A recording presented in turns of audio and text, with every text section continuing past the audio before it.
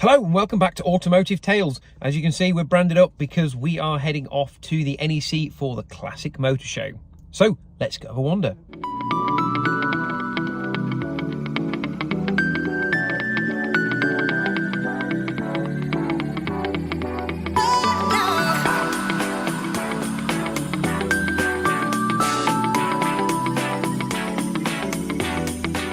So before we launch into the footage from this year's Classic Motor Show at the NEC, I need to give the following videos a bit of a health warning.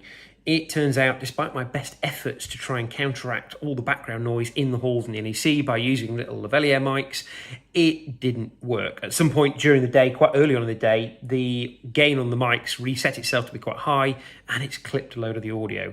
And I didn't really have much of a way of checking. It's quite difficult to hear the video playback on the phone when you're in that noisy environment. So I'm going to try and clear it up as best I can, but it continues to be the bane of my life. When I'm outside of the studio, I don't have control of all the variables. I can't test it all properly. I inevitably have a problem. If you're a great audio specialist, I'd love to hear what you think the solution is, bearing in mind I'm filming on an iPhone with a gimbal to getting decent audio. Maybe I need some proper sort of Bluetooth Rode mics, although I am using proper Rode lavalier mics, as you can see here. And you'll see in some of the footage clipped on lapels and moving it really far away so it's not overburdening the microphone. Clearly I'm doing something wrong. So enjoy my walk around the Classic Motor Show for 2022, but I apologise in advance for the state of the audio. Clearly I am a rank amateur, but never mind. Enjoy the footage. Off you go, have fun, enjoy it. I'm going to bury my head in some editing. Here we see the Pollet in his natural environment cleaning a Rover. So we are back at a stand that always delivers some amazing cars. So here with the Gay Classic Car Group, and look at this first car. I mean, a Camargue. It doesn't get any more beautiful than that. Well, beauty is in the eye of the beholder, but to me, that is one of the coolest Rolls Royces ever made. And then there's some strange flashing thing here. Oh wait, that'd be a Crown Vic. And that would be a Jim. Whenever you're ready. Oh, okay. I thought you were going to ask me questions. Well, I can do. So, Jim, tell us about the car you have brought, because it's a little unusual. Okay, so this is a Crown Victoria, which I bought as a pure white car in Tennessee in winter 2020, just before COVID hit. We worked out it would be cheaper than, I'm looking at you and not at the camera. Hello, hi. I keep forgetting to do that. Anyway, I worked out that it would be cheaper to buy a car and then sell it at the end of the trip than it would be to actually rent. And lo and behold, there was a Ford Explorer, which was sold by the time we got there. There was something else which was completely unrememberable, and I can't remember what it was, but it was terrible. Oh, it was a Renault Alliance convertible. It's a Renault 9 convertible. And only made in the States, in Wisconsin of all places, by people who shouldn't be making cars. This was third on the list. I went out to this deserted gas station with this guy who sent me a text message saying that he would be packing and not to mess him about.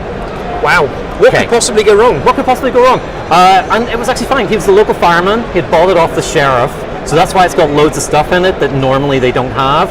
So the bull bars, the sirens are still connected. There is a police division, the bulletproofing's in the doors, the bulletproofing's in the trunk, the fire suppression system's still there. So he had been waiting on a Dodge Durango turning up, and he'd used this for like about 6-8 weeks. I went, no problem, it works, it goes, we bought it, used it for about 6 weeks myself, and then had to very quickly jump on a plane back home because the world was going crazy and the borders were all closing. That was the end of that. So the car stayed in Rhode Island with a friend for 2 years. Went back in February, got the car, and we brought it to the UK, and that's pretty much the story. I don't know what we're doing with it now. I probably really should sell it. We've just got it all graphicked up. It originally was green and white with gold star, and not wanting to get like, you know, a little bit of like politics, but I was not going to drive around Northern Ireland in a green, white and gold car. Hence why it is now black and white, but all the livery is pretty much original. It was Unit 21 at Decatur County Sheriff's Department. Amazing. Jim, that is super, super cool. How are you enjoying the show so far? It's the first day and I'm wrecked already. Absolutely wrecked already. It's all the standing and the random people who come up and go, hello! What, you mean idiots like me that come and put a camera in your face. That's him. Yes. Excellent. Jim, I'm going to leave you in peace. Thank you ever so much for doing a bit to camera once again for us. Not a problem. Enjoy the show. Spokes. Spokes. So we are in Hall 4. I'm hoping you can hear me because there's a demonstration on leading going on behind us, but I'm here with somebody very, very interesting. You might recognise this car, you might recognise the Car and Classic logos, and you might also recognise this face. So we are here with Mr. Chris Pollitt. Hello there.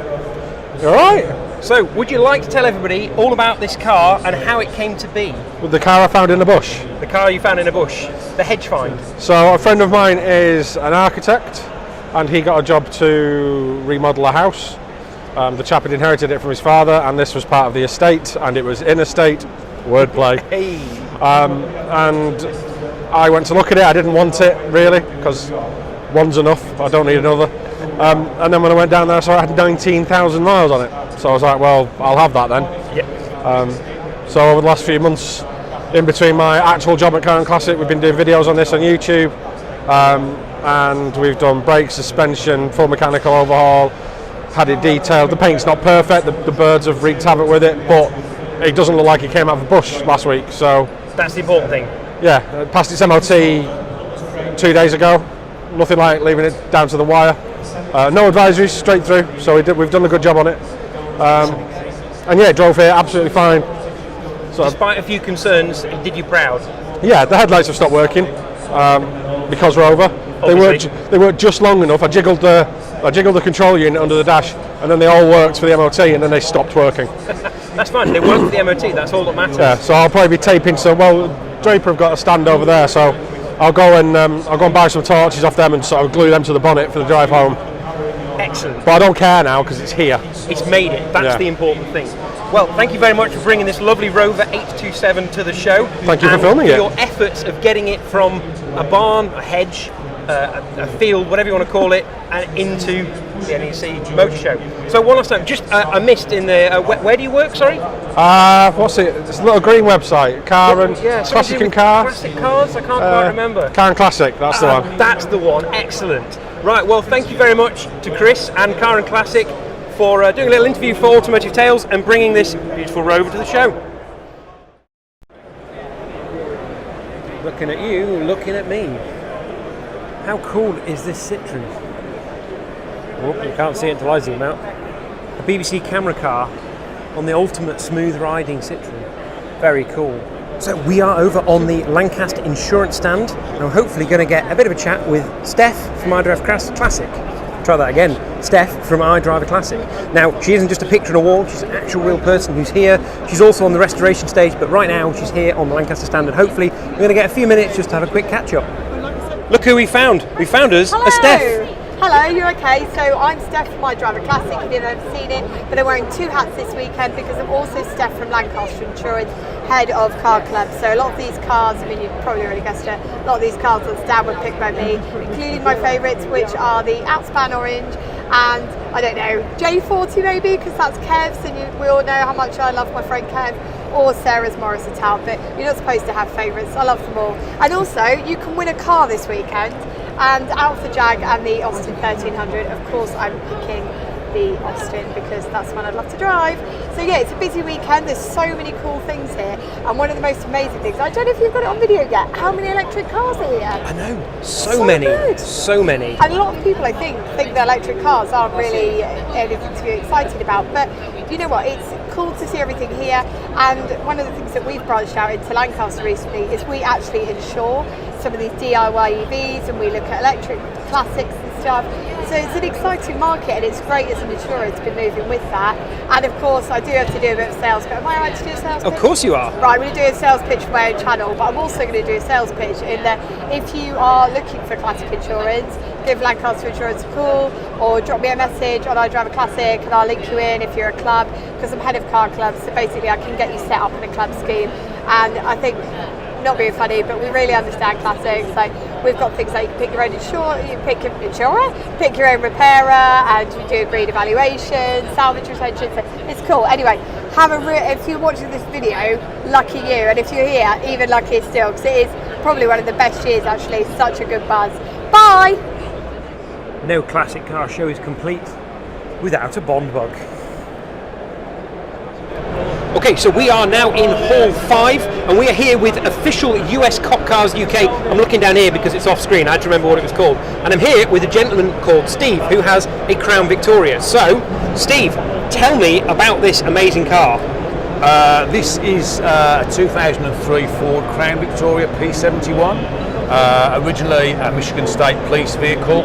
I've had it for 5 years now. It wasn't like this when I had it. It was a bit of a mess. It took me 3 years to get it back to this stage. Still more work to do as ever, but it's my toy. I absolutely love it. I wouldn't be without it. Why do I have one of these, you might ask? It's an extension of a childhood, I suppose, really. I had Matchbox cars when I was younger, and I've just grown up now. Instead of the Matchbox cars, I've got the real thing, and I love the flashing lights. It's exciting, it's an attention grabber. You don't have one of these if you're shy and retiring. You can't go past a school, a McDonald's without everyone gawping, watching it, what's this, asking. Even the local police even want to have an ask and what's it about. It's good fun to own, it's enthusiastic. We're in a club and we're all of the same mind. It's just grown up children, as I say, really.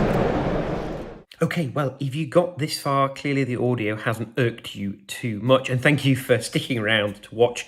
I want to take this opportunity just to say thank you to all the people that have contributed to this video. This wasn't really my video, this was a video of all the people that I enjoy talking to on Twitter, that I follow on YouTube, and I've had a great time meeting all of you. So I'm going to start at the top. I'm going to run through a whole list for you and hopefully stick down below here some @, and maybe in the YouTube description as well. So first of all, Johnny Smith, the car pervert, Smith and Sniff, the Late Break Show, whichever handle you want to attach to him, for doing a short little video despite being desperate to get some food to say sponsor for us, which was hilarious.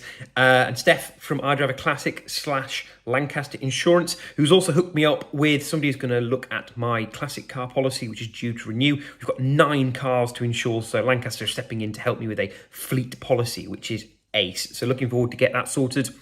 Chris Pollitt from Car and Classic with that amazing Rover 827, which he had dragged out from a bush and now looks fantastic, despite everybody saying it was going to be completely rotten, when actually it turned out to be a great car.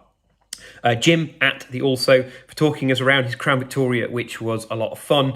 And another Crown Victoria, so Steve Kane from official US Cop Cars UK, talking us around his Michigan State Police car, which is also very, very cool. And then on to the other people that I didn't get on the camera, or those people I may have got on camera but couldn't use the footage for. So I met a guy called Mike Sanderson, who does lots of stash, things like this, and cups and stuff. So keep an eye on the channel. Hopefully we're going to get some fun things, some Automotive Tales mugs, maybe some pens, flyers, all sorts of other cool stuff. Keep an eye out. That'll happen hopefully very, very soon. Another chap who I spent ages talking to, David Wagstaff from Stellar Vehicles. He was a lot of fun. We talked around his lovely Bentley Turbo R he had for sale / didn't really want to sell it. It's for sale if the price is right, but he really quite likes the car, it seems. So that was a lot of fun. And also the guys at Retrobait. I had to be very careful saying that. Retrobait. So they have as a group of young people who have lots of really, really cool cars, and one in particular, which was my favourite of the show, which was a BMW E30 320i Cabriolet in almost exactly the same spec as my one, which is now, if you follow the channel, will see, is over at Classic Barnstormers, having some remedial work. And a quick update for you on that. The engine is dead. They've had it out and it has got so many problems. So we have had to take the decision to find a second-hand engine and do a swap on that. Unfortunately, I can't bring you a lot of content about that. The specialist I've chosen is unfortunately miles and miles away, because I found who I think are the best people for the job. And so I just haven't been able to get there to get any footage. But when the car comes back, I will do you a full download on the car. And hopefully maybe we can meet James from Retrobait and maybe get the two cars together, because it is literally identical to my car. So that was super cool. And it's given me loads of enthusiasm for seeing that car back when it comes from Classic Barnstormers. So yeah, thank you, James, for spending a good hour nearly talking to me. And also Bex from Passenger Seat Podcast with Peggy. Lots of words to get in there. Really struggled. She spent ages talking to me, and I'm really excited. Maybe we'll do a podcast together at some point in the future, which would be fun, or even a little video in the Automotive Tales studio. So look forward to seeing Peggy the Morris Minor and get some actual footage. Haven't included in this video because the audio just ruined so much stuff today. But hopefully meeting lots of people means lots of opportunity for other videos in the future that aren't going to have all that horrible background noise and the crazy excessive gain that one of my microphones seems to have given me. So thank you for sticking with it, and thank you for watching this video. Do please like, share and subscribe. It all helps. We're getting painfully close to the 1,000 subscribers mark, which is obviously a big milestone and is very exciting for us. So thank you for watching, and we'll see you again soon. Bye.